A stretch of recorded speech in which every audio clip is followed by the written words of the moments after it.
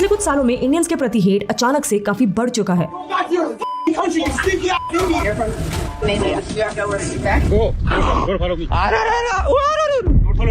सिर्फ online trolls नहीं, Indians पर फिजिकल अटैक्स हो रहे हैं, उन्हें जॉब से निकाला जा रहा है। Imagine moving cities for a new internship and then getting fired within just 2 days. Oh my God, guys, record! I hate you, Indians.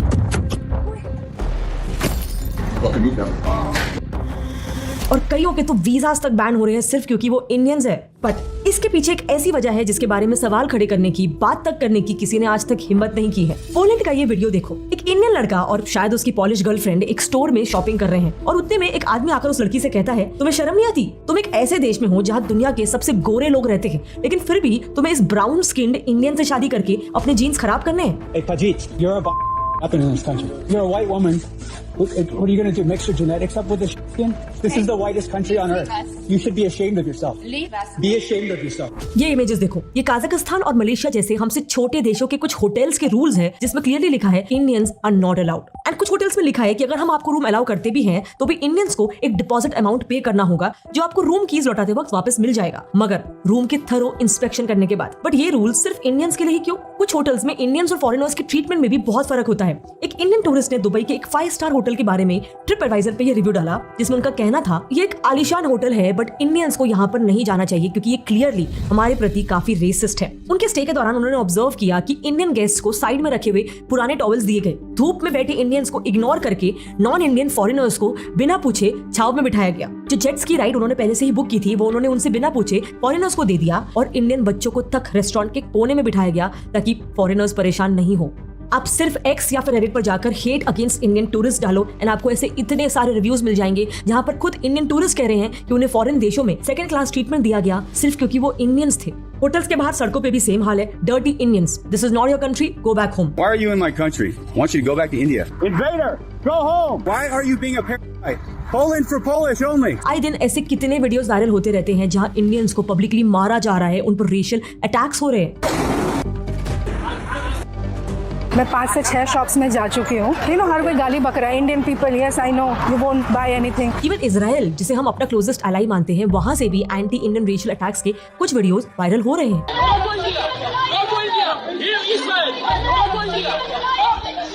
फिर बोलता है मेरे को, क्या तुम बीफ खाते हो? मैंने कहा नहीं, मैं नहीं खाता हूँ। फिर बोलता है मेरे को, खाओ अच्छा लगेगा। मैंने कहा मुझे नहीं खाना। तो फिर मेरे को बोलता है कि हम उसको काटते हैं। मैंने कहा ठीक है, आपका देश आप जो करो। फिर बोलता है कि तुम्हें खाना चाहिए, तुम्हें खाना पड़ेगा। एंड इसीलिए ही इन कंट्रीज में इंडियन इमिग्रेशन के खिलाफ प्रोटेस्ट भी बढ़ चुके हैं। अभी ऑस्ट्रेलिया में ही रिसेंटली हुए प्रोटेस्ट को देख लो, वहाँ ओपनली नारे लग रहे थे, Indian stink, go back home, flush the toilet और stinky jeets off our streets. Thousands of Australians are taking to the streets to protest the Australian government's immigration policy. Their anger is particularly directed against Indians who have moved to Australia in recent years. It seemed that Indians were not safe in Australia. Stinky से उनका मतलब है जो कि आजकल Indian सिखों के लिए एक रेशियल स्लर की तरह यूज किया जाता है। अनफॉर्चुनेटली ये वर्ड ट्विटर पे काफी फेमस है।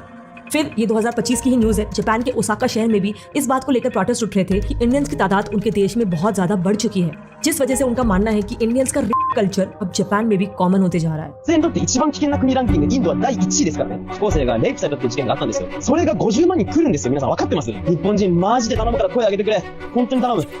बिफोर अंडरस्टैंडिंग दैट, इस कहानी का एक दूसरा साइड भी है। इंडिया सिर्फ नेगेटिवली, जापान जैसे ही हाल आयरलैंड, पोलैंड और इंग्लैंड जैसे बड़े देशों में भी है। लोग सड़कों पर उतर रहे हैं उनके देश के सो कॉल्ड घुसपैठियों को, इन्वेडर्स को बाहर निकालने के लिए, जो ऑब्वियसली उनके हिसाब से इंडियंस है। Go back. But I'm Go Canadian. back. India. I'm Canadian, man. Your parents are dead. So go back to your country, you India. East Indian people. Go back to your country, man. You suck.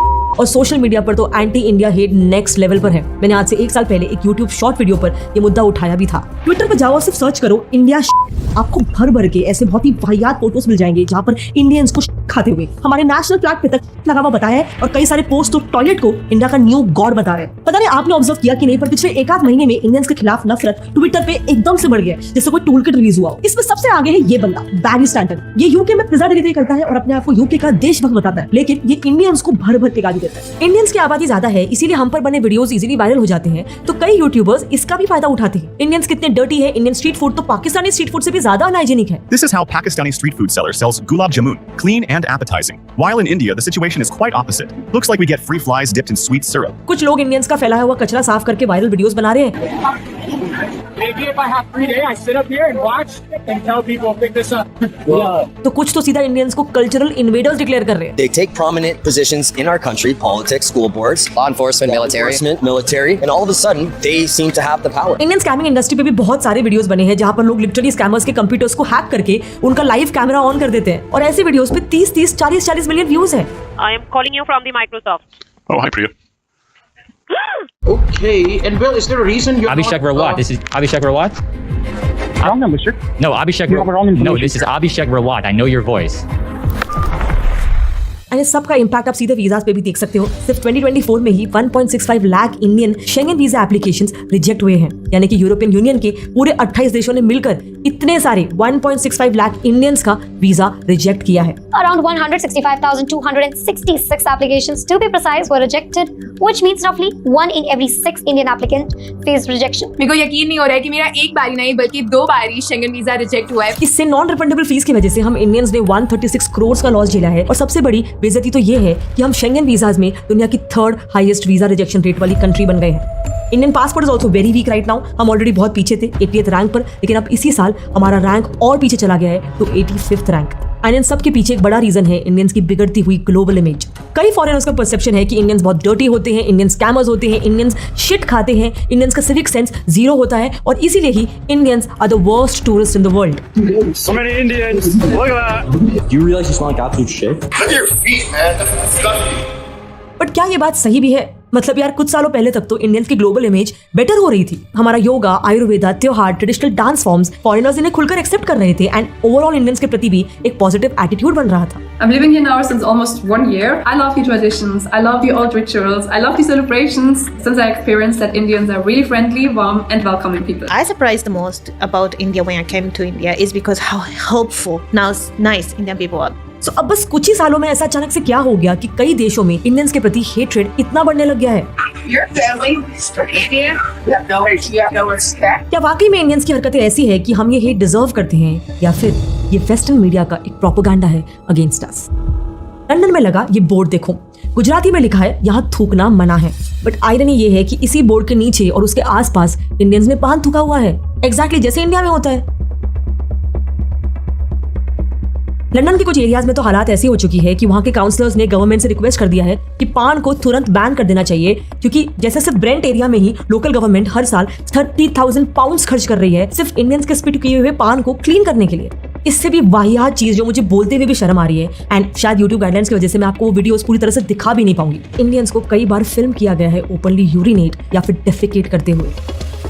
Again सिर्फ x या Reddit पे जाओ और search करो, आपको Indians के कई ऐसे वीडियोस मिल जाएंगे विच इज क्वाइट सरप्राइजिंग, क्योंकि मैक्सिमम इंडियंस जो फॉरेन कंट्रीज वर्क वीजा के लिए जाते हैं वो एजुकेटेड होते हैं, वेल ऑफ होते हैं. उसके बावजूद आखिर हमें बेसिक सिविक सेंस क्यों नहीं है? कुछ इंडियन टूरिस्ट तो कहीं पे भी नहाना शुरू कर देते हैं, कहीं पे भी उठा के अपना कचरा फेंक देते हैं और कुछ तो रास्ते में जहां पर भी जगह मिली वहां पर बैठ के खाना खाना शुरू कर देते हैं. इस केस में गुजराती एक्टर का भी वीडियो वायरल हुआ था जो काफी फेमस है इंडिया में. मतलब इंडियंस को प्राइवेट स्पेस और पब्लिक स्पेस के बीच में डिफरेंस पता ही नहीं है. हमें पब्लिक स्पेस में कैसे बिहेव करना है आता ही नहीं है. एक वीडियो में तो इंडियन लड़की लंदन के सबवे में दाल चावल खा रही थी, वो भी अपने हाथों से. थाईलैंड से भी एक वीडियो वायरल हुआ जहाँ पे पटाया के एक बीच पे कई सारे इंडियन टूरिस्ट नशे में सोए हुए हैं एंड पूरा बीच पे कचरा फैला के रखा हुआ है. In March this year, a viral video from Thailand showed a bunch of Indian travelers drinking alcohol and sleeping on the Pattaya beach with litter all around. And हाँ, कुछ चीजें हो सकती है कि हमारे देश में वो कल्चरली एक्सेप्टेबल है, जैसे कि पब्लिक रोड पे ही डांस करना, गाना गाना या फिर गरबा खेलना. बट फॉरेनर्स को यही चीजें परेशान कर सकती है. This video of a group of Indian tourists dancing at a popular tourist attraction in Thailand has been going viral, with many criticizing their behavior as lacking in basic civic sense. A few days ago, a video went viral showing a group of Indian men playing loud music and dancing on the streets of Toronto, causing what many thought was a public disturbance. Video from UAE's Burj Khalifa showed a group of Indian tourists doing garba on the Bollywood song Chogara Tara, again igniting a debate over civic sense among Indians, with some Desis saying stop embarrassing us. Next, crimes. कोई Indian नशे में धुत होकर public places पे तमाशा खड़ा कर रहा है, तो कोई मॉल्स और होटल्स में चोरी करते हुए पकड़े जा रहे हैं और कुछ इंडियंस तो पब्लिकली औरतों को छेड़ रहे हैं. मलिक श्वाश बुकलेयर नाम के एक इंडियन यूट्यूबर की न्यूज बीच में काफी वायरल हो रही थी. ये बंदा एक टर्किश औरत पे इतने वल्गर कमेंट्स कर रहा था, मतलब वो लिटरली अपने खुद के व्लॉग पे एक्सप्लेन कर रहा था कि वो उस लड़की के साथ क्या करना चाहता है. कमाल का माल है, देख रहे हो ना यार, आप कमाल की माल हो. मेरा दिल कर रहा है ना दूं, ऐसे अपने हाथ में पकड़े चेक करूं क्या है. एंड फिर रिकॉर्ड करके उसने उस व्लॉग को फुल कॉन्फिडेंस में अपलोड भी कर दिया. आप वैसे मैं करता नहीं हूँ लड़कियों के लिए, लेकिन इसके नीचे से ना चेक करने के लिए कर रहा हूँ. सोचो ये कैसी ऑडियंस होगी जो ऐसा कंटेंट देख के खुश होती होगी. एनीवे, टर्किश पुलिस ने मलिक को अरेस्ट कर लिया. वेस्टर्न मीडिया ने भी इस इशू को रेस किया एंड फिर इंडियन मीडिया ने भी मलिक को हेवीली क्रिटिसाइज किया, but the damage was already done. Malik को 31 मई 2025 को तुर्की में हिरासत में लिया गया। Malik, swashbuckler, an Indian YouTuber, making sexually inappropriate and disgusting comments about Turkish women in Hindi. Turkish people can understand you. But he said, should I grip my Turkish tour guide tonight? What? Malik दर्शकों से हिंदी में पूछता हुआ दिखाई दे रहा है कि क्या उसे अपनी तुर्की की गाइड का करना चाहिए। सिर्फ एक इंसान की वजह से पूरा देश शर्मिंदा हो गया। इस बार तो वो इंसान मलिक था, मगर हर रोज लाखों इंडियंस फॉरेन कंट्रीज जाते हैं, यानी न जाने कितने बार हमारे देश की इज्जत सूली पे लटकती है। और आजकल तो एक ट्रेंड सा बन गया है रील्स में व्यूज और लाइक्स के लिए मसालेदार कंटेंट बनाना, मगर आपके एक वायरल वीडियो का थ्रिल किसी दूसरे इंडियन के वीजा रिजेक्शन की वजह बन सकती है। एंड फॉरेन जाना तो छोड़ दो यार, हमारा कल्चर हमें सिखाता है अतिथि देवो भव। I love India. India is so friendly. I met really nice Indian here. मगर हम अपने ही देश में आए हुए मेहमानों के साथ कैसे बर्ताव कर रहे हैं? होली में जानबूझकर फॉरेनर लड़कियों को फिजिकली असॉल्ट करना, गोरे दिखते ही उनके पीछे पीछे सेल्फीज के लिए भागना, फॉरेन टूरिस्ट को फ्री का एटीएम समझना, उनके पीछे पीछे भागना पैसों के लिए, ये कैसा बर्ताव है? No idea what he's on about. Such like friends. It's a pleasure. Thank you. It's a pleasure. Lovely to meet you. Yes, my dear friends. It's a pleasure. Yeah. Yes. Thank you. But still it's never too late. अगर हम इस issue को seriously ले तो कुछ ही सालों में Indian tourist के प्रति हेट कम हो सकता है एंड इनफैक्ट ऐसा चाइना ने करके भी दिखाया है। यस, सरप्राइजिंगली 2015 से पहले चाइनीज टूरिस्ट की भी इमेज बिल्कुल इंडियन जैसे ही थी। उन्हें भी अनसिविलाइज्ड और अनहाइजीनिक कंसिडर किया जाता था और आज भी सालों पहले के ऐसे कई वीडियोस अवेलेबल है जहां होटल्स के बुफेज में खाना लेने के लिए चाइनीज लिटरली टूट पड़ रहे हैं, पब्लिक प्लेसेस पर तमाशा कर रहे हैं, अनहाइजीनिक तरीके से खाना खाने के लिए उन्हें होटल से निकलने बोला जा रहा है।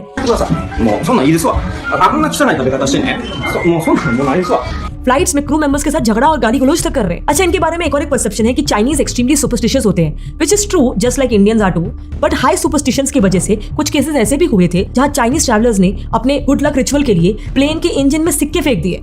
इमेजिन करो कितना बड़ा ग्लोबल न्यूज बना होगा एंड सिर्फ एक आध टूरिस्ट की वजह से बेचारे सभी चाइनीज की रेपुटेशन स्टेक पे आ गई होगी। इसी वजह से 2015 तक चाइनीज दुनिया के सबसे वर्स्ट टूरिस्ट की लिस्ट में टॉप पर आते थे। लेकिन फिर चाइनीज गवर्नमेंट ने इस इमेज को सुधारने का डिसीजन ले लिया, जिसके लिए उन्होंने कई सारे क्रिएटिव बट स्ट्रिक्ट कानून लागू किए। पहला, इंटरनेशनल ट्रैवल पर मिसबिहेव करने वाले हर टूरिस्ट की एक नेशनल ब्लैक लिस्ट बनाई जाती थी, जो हर गवर्नमेंट और private touring agencies, airlines, hotels के साथ सर्कुलेट होती थी। अगर ब्लैक लिस्ट में आपका नाम आया तो 2 से 5 साल का ट्रैवल पर बैन लग जाता था। Tried to buy a train ticket and was told he was banned from traveling.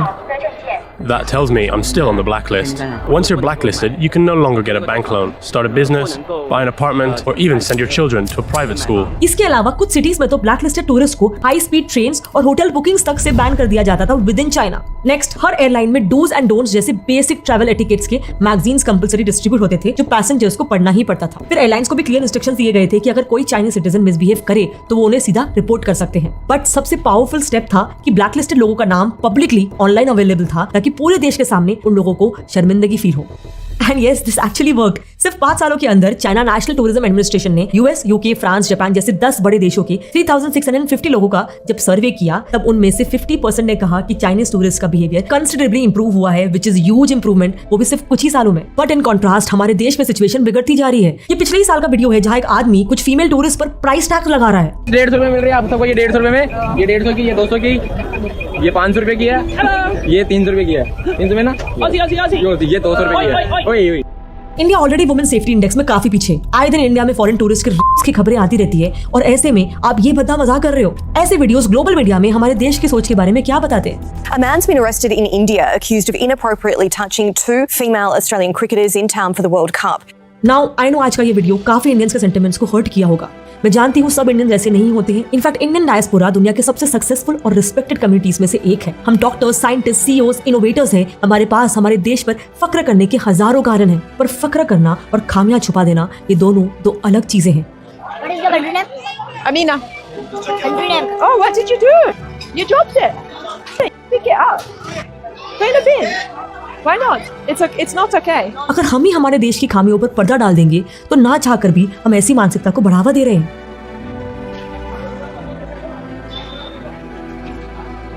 It's your country, so you live in trash, okay?